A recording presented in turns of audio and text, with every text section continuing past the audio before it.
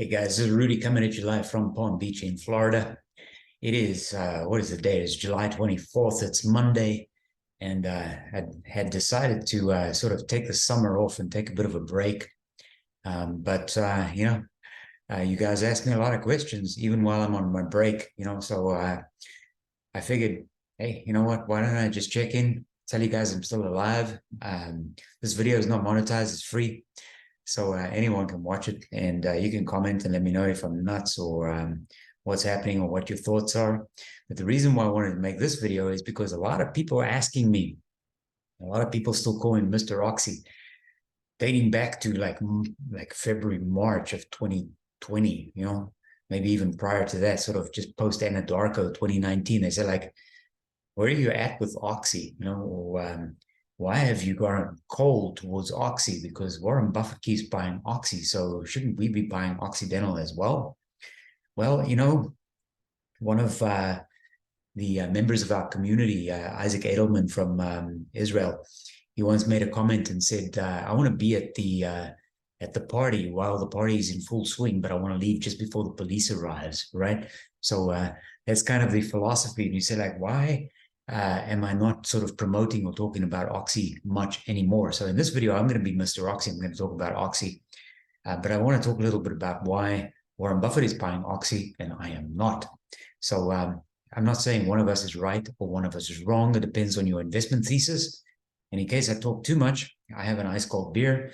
It is winter. It is summer in Florida. It is really, really hot. So I'm just going to go through this and share some of my thoughts with you on Occidental Petroleum. What I want to do is just introduce you here to Simply Wall Street. You can go and take a look at this website. It's kind of cool. And many of the slides, especially the ones with a black or dark background that I'm showing you, are scooped from Simply Wall Street because it's easier for me to do that than what it is to kind of type up a presentation. But let's sort of take a quick gander through the world of Occidental Petroleum and see what's going on. So from a financial health point of view, Simply Wall Street says they fail or they pass, depending on whether your glass is half full or half empty. 3 out of 6, right? So 50%. Specifically for financial health, and you guys know I always look at debt. Does the company have a strong financial health and manageable debt?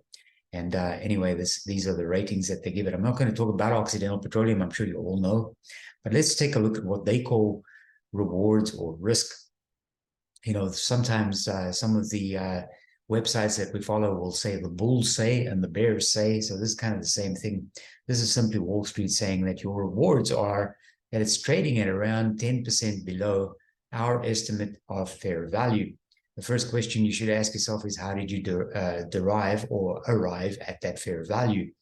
Of course, they're using a discounted cash flow model, which means it's full of assumptions, which means by nature of the fact that they're using a DCF or discounted cash flow, there's a really good chance that they might be wrong.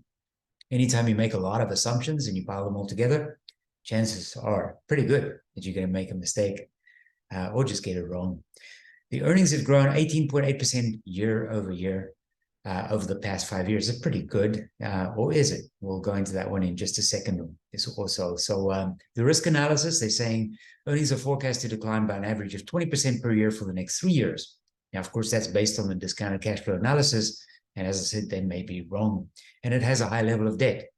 How high a level of debt? Well, it's a 50-something billion dollar company, and it's still got $20 billion of debt on its books, 19 and some to be more specific. If you had invested in Oxy around about the time you met me on YouTube, which, as I said earlier, dates back to sort of the end of 2019, post Anadarko, or otherwise sort of at the start of the pandemic, which obviously was early 2020, you could have bought Oxy at around $10. Now, if you had bought Oxy at around $10, then all strength to you and good luck on your good fortune, because for a change, that means your timing might have been pretty good, because you might have bought Oxy when it was trading for like 70, $80 prior to Anadarko. And obviously that would be terrible timing when you see the stock drop to like below $10. So if your timing was good, you kind of got lucky. I did. And many of you who follow me did too. And then we had sort of a second stage of luck here when And that was when Warren Buffett started buying Occidental Petroleum. Let me take a sip of beer. This is Modelo. It's Mexican beer. Not bad. It's actually got taste. Most American beers have no taste at all, but this one's okay. By the way, Modelo is not sponsoring the video. I just happen to be drinking an ice cold Modelo in the Florida summer. So we got lucky twice. If you've been with me for 3-4 years or so, you got lucky when we started buying Oxy in the teens, or maybe $20 or so, and we got lucky again when Warren Buffett started buying it, because that's why it spiked.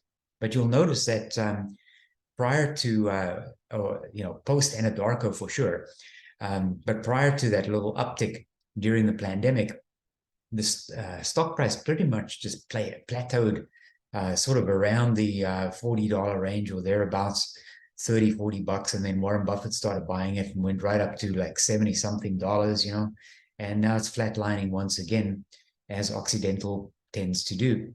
How about news? Now, I don't really spend too much time looking at the news, but they have some news headlines here, so I thought I'll just pick out two for you. Occidental Petroleum, Buffett is likely wrong. Well, I'm not going to be that bold because he's much smarter than me.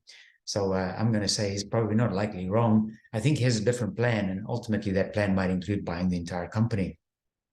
The other thing that's interesting here is Occidental Petroleum is about to report its Q2 2023 results on August the 2nd, so it's coming up soon in just a few days from today. How's Oxy been doing? Well, not that great, really. Over the past 7 days, it's been doing okay, but let's ignore that and look over the past year. It's actually down about 6%. Now, in fairness, or in defense of Oxy, of course, the entire energy sector went down, and went down quite a bit.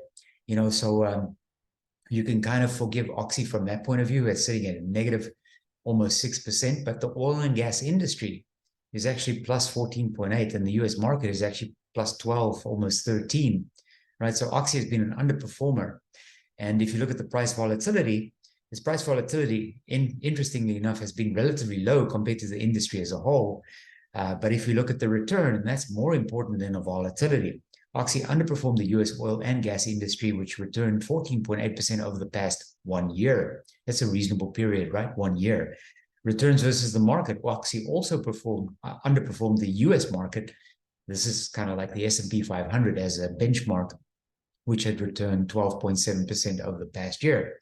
Now, you might say, yeah, but the growth in the S&P 500 has been as a result of one or two companies, literally like a handful of companies, like Apple and Facebook and Tesla and so on.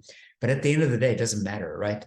You have to measure your results against something. And you could almost say, if you invested in Oxy specifically, you would have been underperforming the market, which means if you had bought even just a market index like VYM or SPY, you would have outperformed Oxy. In addition to the fact that Oxy doesn't even pay a significant dividend, if that's where your interest lies. How about the fundamentals for Oxy? So it has an attractive PE, 6.2. It's not too bad. This is not current and up to date as of today, but it's sort of thereabouts or in the ballpark. If it's 6, it's low, it's cheap. And it has a price to sales ratio of only 1.5. If you look at the company, as I said, it's $50 billion something. In terms of its total market cap, in case you can't remember, is the total number of outstanding shares multiplied by the share price. So as the share price goes up, assuming they don't issue more stock, then the market cap goes up commensurately. The earnings pretty good, 8.7 billion. So from a sort of snapshot point of view, Oxy is not doing too badly, but it's not like really something that you want to jump into. How do you know? Well, you can compare it to its peers, right? So the price earnings ratio, which is probably the most valuable ratio to compare any stock in terms of its measure versus its peers and versus the market, the benchmark as a whole, the price earnings ratio gives you an indication as to whether the stock is cheap or not.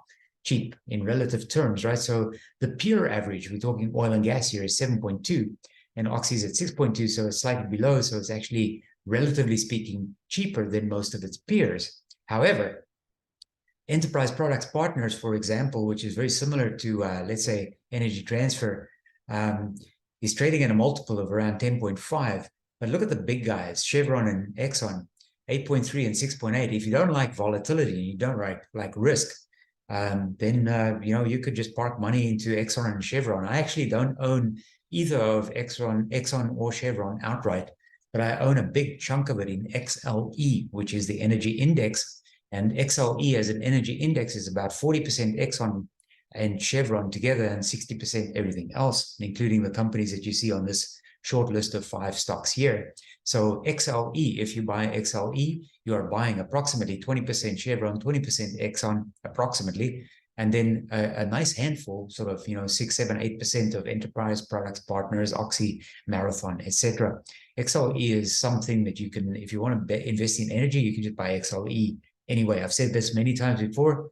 I hold a large position in XLE. In fact, it's one of my largest energy positions because there's so much volatility in the industry and the single stock risk is so huge. Even some of my sort of favorites, because remember, I'm not allowed to have favorites, like Occidental Petroleum and Dividend Energy have been underperforming while everything else has been doing good.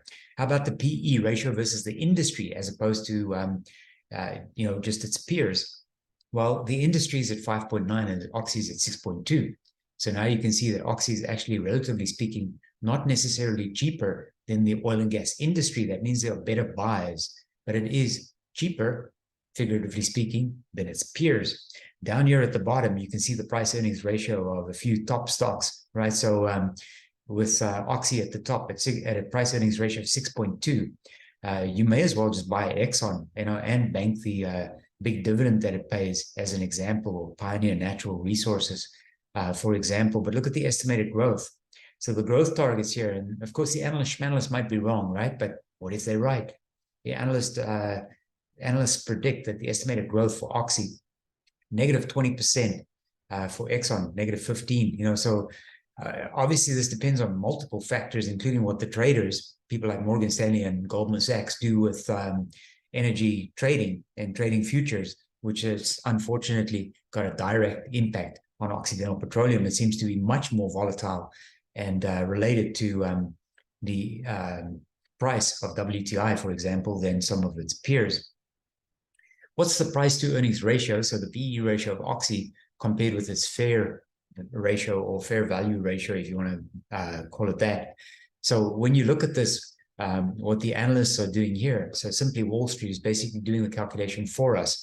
And they're saying they're taking into account the company's forecasted earnings growth, which obviously is an estimate based on the analyst analysis and estimates, profit margins, and other risk factors. The current PE is 6.2 and a fair PE is 5.8. So there's a red cross here because they are saying the price to earnings ratio versus fair value makes Oxy expensive based on its price to earnings ratio 6.2 compared to the estimated fair price to earnings ratio of 5.8. Now, once again, you could say that's more true if you were to buy Occidental at $62 or whatever it's trading at today, compared to, let's say, Warren Buffett's average price of $59, which obviously is more in line with a fair value of 5.8. How about the share price versus fair value when you look at the future cash flows? It's approximately 10% undervalued. So I just need to pause here for a second, because if you're buying Occidental Petroleum for about $60 and you would be happy over the next 12 months to see it go to $66 and you make 10%, you can also make an additional 1% on dividends. So if you reinvest that as well, you've got approximately a 7% gain on the stock. If you're happy with that, then you can buy Occidental right now at around $60. Now, it's easy for me to say that because I wouldn't buy Occidental at $60, not even with your money, but I did buy Occidental and I still hold thousands of shares of Occidental with an average cost basis of around $10. Now, I can't offer you that price again because it's long gone, but really, if you think about it, that's kind of where Uncle Warren Buffett should have been buying into Occidental Petroleum as opposed to buying into it at almost $60. How much did he actually pay? I'll show you in a minute. Let me just take another sip. It's hard work making these videos for you, right? So the least you can do is hit the like button or subscribe button. Analyst future growth forecast. Look at this. Earnings and revenue. Earnings. Analyst future growth forecast on earnings. Negative 20%. The industry negative 12%. In the market, 15%. So if you're in energy, you can expect to see a bit of a pullback here. That's what they say. I'm not sure it's correct. I'm actually quite bullish on energy, but that's what the smart guys say, the analysts, right? How about revenue? Well, Oxy is expecting a decline of almost 8% in revenue. Why is that? Well, predominantly because the share price seems to be almost inextricably linked to the WTI price, whether they like it or not. The revenue, the industry is forecast to pull back a little, 5%, and the market is expected to go up 7%. So there are better investments and better buys. You just need to find them. You can find some of them on my channel, including some micro-cap coal companies that you can buy, but we're not going to talk about that right now.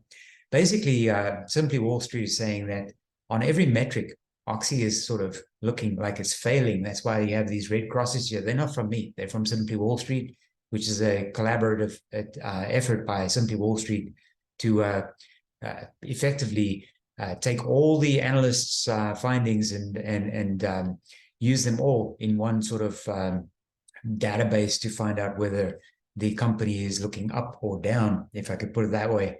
Earnings versus savings rates. Earnings are forecast to decline over the next 3 years, approximately 20% per year.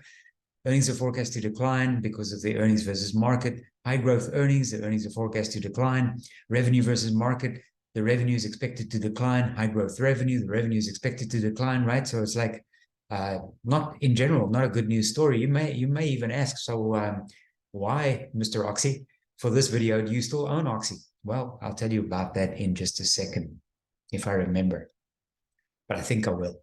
So if you look at Oxy, the earnings per share chart, it's always interesting to look at a chart. I'm not a chartist, but I like pictures sometimes because they tell an easy story. Look at the EPS growth that we saw up until the last actual quarter, but now we see an analyst forecast down here, and look what it looks like on a go-forward basis, 2025 and beyond. Not really a good picture, right? So it's kind of like, do you want to get into it right now? Well, you know what? Maybe $60 is not a good price to buy Occidental Petroleum. How about the financial health criteria? So I started up with this one at the beginning of this presentation. They got a 3 out of 6 here. So you could say there's 3 good ones, yay. Or you could say there's 3 bad ones, right? Is the glass half full or half empty? Let me tell you about glass half full or half empty.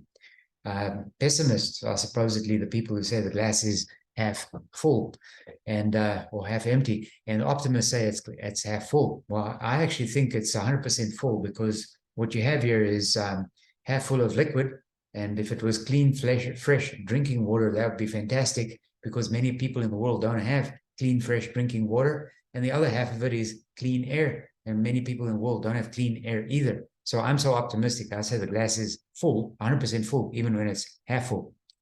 So financial health, right? A debt to equity ratio of 63%. Even though they paid down so much debt and they got the debt down to around $19 billion, they still owe way too much money. Recent reports here, once again, I said I'm not too interested in the news, but it's interesting, right? Is Occidental Petroleum using too much debt? But we think Occidental Petroleum can stay on top of its debt. Yeah, I think so too. I'll show you more about that in just a second. Debt to equity history and analysis. So when you look at the debt to equity ratio, going all the way back to 2016, the debt was 8 billion. That huge spike that happened over here, that was Anadarko. But over the past year or so, since sort of mid-2022, early 2022, the lines have been crossing in our favor, and the equity is now better than the debt. Thanks, of course, to Berkshire Hathaway. How about the dividend? All right, so I said I'll tell you a little bit about this one if I can remember. So I did remember, so here I am, right? So Oxy is paying a dividend of around 1% on an annualized basis, 1% based on its current share price. Now, the dividend is 72 cents.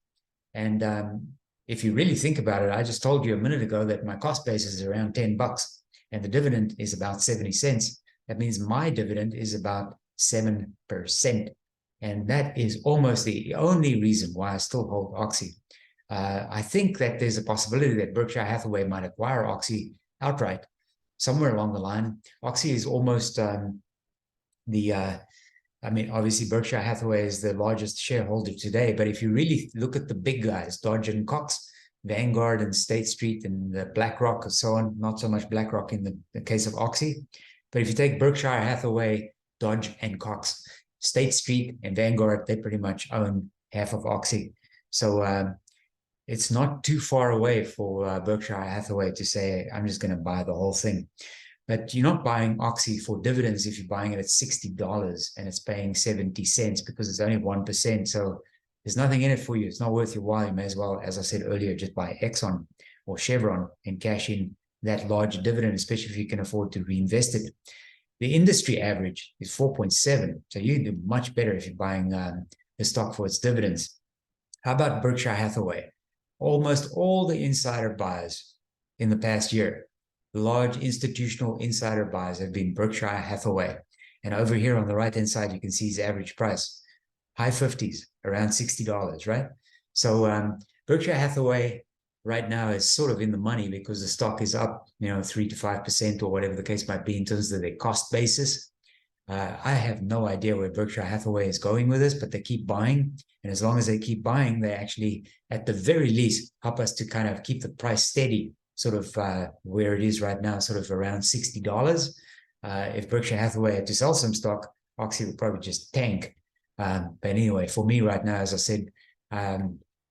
said, one primary reason, the dividend calculates out to me at around 7%. So it's kind of like a decent high-yielding savings account. And if Berkshire Hathaway buys the whole company, maybe they'll put in a bid at, I don't know, $90, $100 a share. That'd be all right, huh? Let's take a quick look at the snapshot here. So OXY has been horribly underperforming the market as a whole. The orange, or whatever that color is, the orangey, beigey line here, and the other two lines, purple and blue, are the market indices. The Dow Jones is the blue one. It's been the worst performer, and the NASDAQ has been doing pretty good, mainly as a result of the tech stocks. But OXY has been underperforming significantly. It's currently trading at around $63. This was earlier today. It's sitting just left of center on its 52-week range. It's been sitting at around, sort of the mid-50s to the mid-60s for almost a year now, kind of flatlining, as you can see on the graph over here. PE ratio is attractive, but there are better buys. And right at the bottom of the screen, you can see institutional holdings almost, 78%, but it's Berkshire Hathaway, Dodge & Cox, Vanguard, and State Street. And the short interest is holding steady as well at around 5%, which means there's at least 5% of the float that's outstanding that is saying OXY is going down from here, not up. 5% is actually quite a little, it's quite a bit of short in terms of where it's at. The debt to capital ratio is currently 40%, right? If we look at the quick ratio, it's horrible. The quick ratio means they don't have enough cash on hand right now to pay their accounts payable that are due in the next 30 days. However, from a debt management point of view, because they have operating profits at 14 times the interest payments, they have no difficulty repaying debt. So if your question is OXY going bankrupt? The answer is no. OXY is actually doing very, very well. But the balance sheet is not really strong. It's not a great balance sheet at all. And this is way too close to the sun in terms of their position of cash on hand, or even cash and cash equivalents on hand, which is called the current ratio. They just don't have enough money. So they need to either get some accounts receivable into the cash register, or otherwise they need to sell more, or otherwise sell the same amount they're selling currently, but at a higher price. How is OXY doing from an effectiveness point of view? Well, it's not too bad. Over the past trading 12 months, it's sort of return on equity is there or thereabouts in terms of matching up with the industry. It's falling behind on return of assets and a return on investment. It's underperforming quite significantly on return on investment. So OXY at a macro level is not doing that great if you look at the fundamentals. So from profitability point of view, though, OXY is gold, right? So the gross profit margin, I'm going to leave you with this one because this is a good news story. The gross profit margin, 66% trading 12 months compared to the industry's only 42. The operating profit margin, comfortable 10 points plus over the industry. And the net profit margin, pretty much the same, almost 10 points above the industry average. So there you are in terms of the information I shared with you. I would be very interested to know whether you would buy OXY at $62, $63. I certainly would not. I'm comfortable to hold it because my cost basis is so low. But as I said at the beginning, for those of you who've been with me now for like 3 years or more, the reason why we have a low cost basis is because, number one, we got lucky and bought OXY on the cheap. And number two, we got lucky for a second time when Berkshire Hathaway started buying Occidental Petroleum. So the question is, Warren Buffett is buying Occidental Petroleum at about $60. Would you, or should you? I don't know, man. You can let me know in the comments. Let me know what you think. Anyway, it's good to be back, and I hope you guys are all doing well and enjoying the summer. If you're up in the northern hemisphere or enjoying the winter, if you're down in the Southern Hemisphere. If you are in the Southern Hemisphere, in countries like Australia and New Zealand, South Africa, Argentina, etc., you're probably enjoying the rugby. So have a good time with that. And until next time, this is Mr. Oxy for this video saying goodbye for now. Thanks for watching. Bye-bye.